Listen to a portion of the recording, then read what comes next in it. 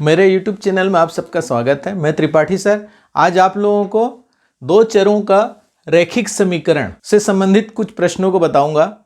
वैसे मैं आप लोगों को बता दूं, बोर्ड एग्जाम में आने वाले सारे प्रश्नों पर अब हमारा कंटिन्यू चलेगा। यदि आप मेरे चैनल पर पहली बार बने हुए हैं तो आप मेरे चैनल को सब्सक्राइब कर लीजिए और बेल आइकन को दबा दीजिए, जिससे आपको हमेशा नया अपडेट मिलता रहेगा। ठीक है, तो अब हम चलते हैं हमारे दो चरों का रैखिक समीकरण से एक प्रश्न लेकर चलते हैं, जहां पर हम प्रतिस्थापन विधि से हल करेंगे। तो यहां पर प्रतिस्थापन विधि से हल करने के लिए हमको एक समीकरण दिया हुआ है कि x धन y बराबर 7 तथा x ऋण y बराबर ऋण 1 दिया हुआ है। अब इसको हम लोग हल करेंगे, तो हल करने की तैयारी में हम लोग इसको समीकरण 1 एवं समीकरण 2 के रूप में रख लेते हैं। पहले ध्यान से देखिए, यहाँ पे दिया है, इसे शुरू करते हैं। जैसे हम कोई भी प्रश्न हल करते हैं तो हल करते हैं में हमको दिया है x धन y बराबर 7, ये हो गया पहला समीकरण। और दूसरा दिया हुआ है x ऋण y बराबर ऋण 1, ये हो गया हमारा दूसरा समीकरण।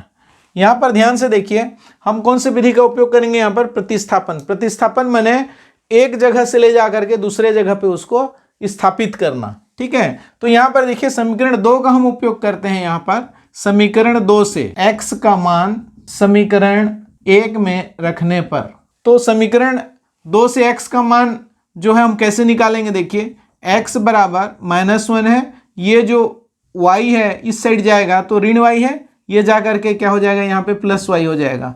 ये हमारा x का वैल्यू हो गया। इस मान को हम लोग क्या करेंगे?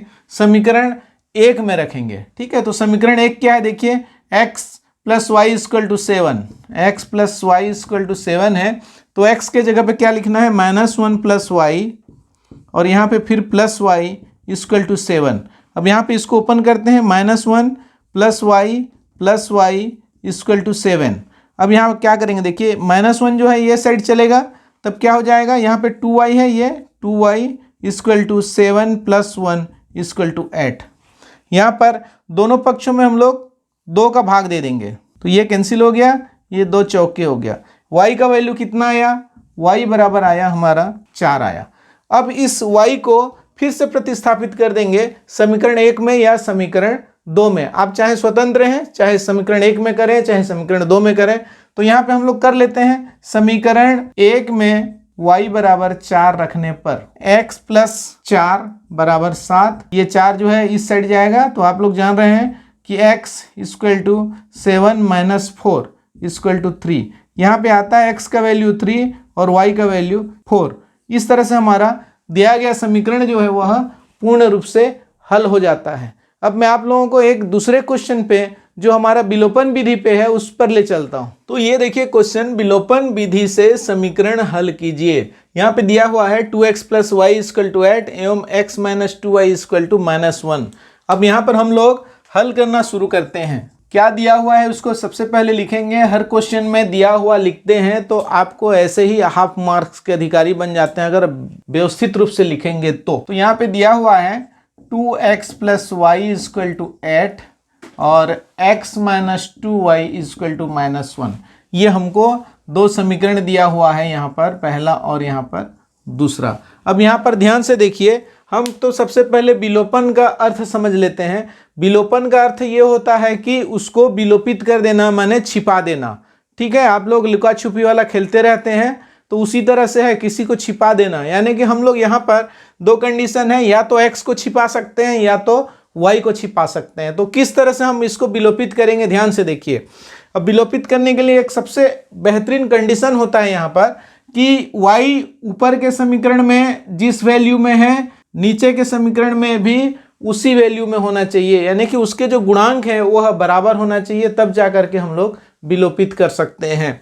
तो इसके लिए देखिए, हम लोग मान लिया x को हम विलोपित करना चाहेंगे, तो ऊपर के पहला समीकरण में x का गुणांक 2 है, इसलिए दूसरे समीकरण में भी x का गुणांक 2 होना चाहिए। अगर नहीं है तो हमको बनाना पड़ेगा। तो बनाने के लिए क्या करेंगे? बड़े ध्यान से देखिए, यहाँ पर ये पूरे समीकरण 2 में हम लोग 2 का गुणा कर देंगे, तो हमको क्या मिल जाएगा?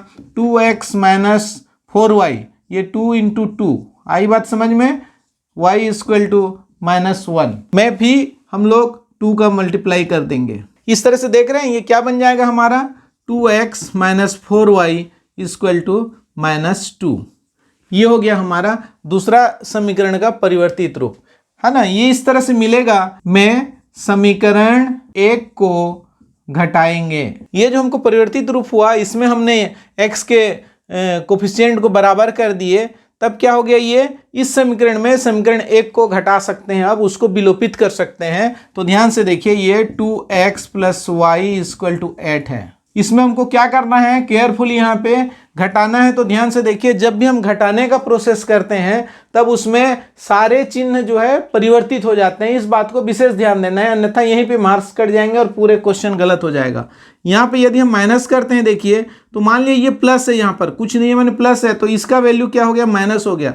ये माइनस हमारा इंपॉर्टेंट है कि हम लोग ये वाला घटाने का प्रोसेस कर रहे हैं, ये जो है उसके चिन्हों को परिवर्तित करता है। यहाँ पे ये प्लस है, ये कैंसिल हो जाएगा, यहाँ पे माइनस आ जाएगा, यहाँ पे पहले से प्लस था, ये कैंसिल हुआ, माइनस हुआ ये भी, और यहाँ पर देखिए ऐड भी प्लस है, तो ये भी क्या हो जाएगा, माइनस हो जाएगा। इस बात को विशेष ध्यान देना है, ठीक है। तो विशेष ध्यान देते हुए अब इसको घटाने देखिए, 2x में 2x घट गया, ये इसका वैल्यू 0 हो गया, ठीक। अब यहाँ पर देखिए -4y और -y, सीधी सी बात है -5y होगा, और ये इक्वल टू यहाँ पे -2 है और यहाँ पे -8 है, -10 हो जाएगा, ठीक है। क्यों हो जाएगा, क्योंकि हमने घटाने का प्रोसेस चिन्ह परिवर्तन करके कर दिया। अब दोनों सेम क्वालिटी के हैं, इसलिए माइनस और माइनस ये है, तो माइनस में इंक्रीजिंग आएगा, -10 हो गया। अब देखिए दोनों तरफ माइनस होने की वजह से हम इसको बड़े आसानी से यहाँ पे प्लस कर सकते हैं। अब यहाँ पर देखिए y = 10/5 आ जाएगा 2। इस तरह से आप देख रहे हैं, हमने x को विलोपित करके क्या कर लिया, y का वैल्यू प्राप्त कर लिया। इसी तरह से हम देखिए, हम चाहें तो यहाँ पर सेकंड स्टेप में प्रतिस्थापन विधि जो इससे पहले आपने देखा, उस विधि से भी हम y का मान समीकरण 1 या 2 में रख करके हम लोग x का मान प्राप्त कर सकते हैं। परंतु मैं इसके दूसरे कंटेंट यानी कि हम y को कैसे विलोपित करेंगे वो बता देता हूं। आप चाहें तो ये दोनों विधि एक साथ अप्लाई कर सकते हैं, आप चाहें तो इसको बनाने के बाद y का वैल्यू पुट करके उसमें विलोपन को प्रतिस्थापन विधि से भी बना सकते हैं नेक्स्ट स्टेप को, उससे किसी प्रकार की कोई मार्क्स में कटौती नहीं होता है। तो यहाँ पर मैं x पर आप लोग देख लिए कि कैसे विलोपित करते हैं, अब मैं y पर विलोपित करने के लिए बताता हूँ। देखिए y का मान 2 प्राप्त हो गया। आप जैसा कि मैंने बताया कि आप इसको सीधा प्रतिस्थापन विधि से भी निकाल सकते हैं, परंतु मैं यहाँ पर इसके दूसरे कंटेंट y को विलोपित करने के लिए बताता हूँ। y को विलोपित करते समय हम लोग ये ध्यान देंगे, देखिए कि y के दोनों गुणांक जो है वह बराबर होना चाहिए, दोनों y के जो गुणांक है वह बराबर होना चाहिए। साथ में चिन्ह पर हम लोगों को ध्यान देना पड़ेगा। देखिए चूंकि ये विपरीत चिन्ह के हैं इसलिए यहाँ पे इसको जोड़ना पड़ेगा। जब समान चिन्ह के होते हैं वहां पे घटाते हैं और विपरीत चिन्ह के रहने से वहां पे जोड़ते हैं। तो हम समीकरण 1 में 2 का गुणा करेंगे और समीकरण 2 में जोड़ देंगे। तो इसको हम कैसे लिखते हैं, देखिए मैथमेटिकली आप लिख सकते हैं समीकरण 2 धन समीकरण 1 गुणित 2। देखिए इतने में आपका कंप्लीट हो गया। इस तरह से आप लिख सकते हैं, शॉर्टकट भी है और कंप्लीट भी है। तो चलिए समीकरण 2 को लिखते हैं यहाँ पे x - 2y = -1 और इसमें ऐड करना है, जोड़ना है समीकरण 1 में 2 का गुणा करते हुए। तो ये क्या हो जाएगा 4x, देखिए इसमें 2 का गुणा कर रहे हैं, 2 दूनी 4x और फिर +2y और =16। तो इन दोनों को जोड़ना है। जोड़ने में यहाँ पर किसी भी चिन्हों का परिवर्तन करने की जरूरत नहीं है, अब बड़े आराम से जोड़ते हैं जैसा आप लोग जोड़ते हैं। यहाँ पर देखिए 2y ऋणात्मक है, 2y धनात्मक है, ये तो कैंसिल हो गया। यहाँ पर 4x है और ये x है, ये हो गया 5x बराबर 16 में से 1 घटाना है तो कितना हो गया 15। तो इस तरह से देखिए 5x बराबर 15 हो गया।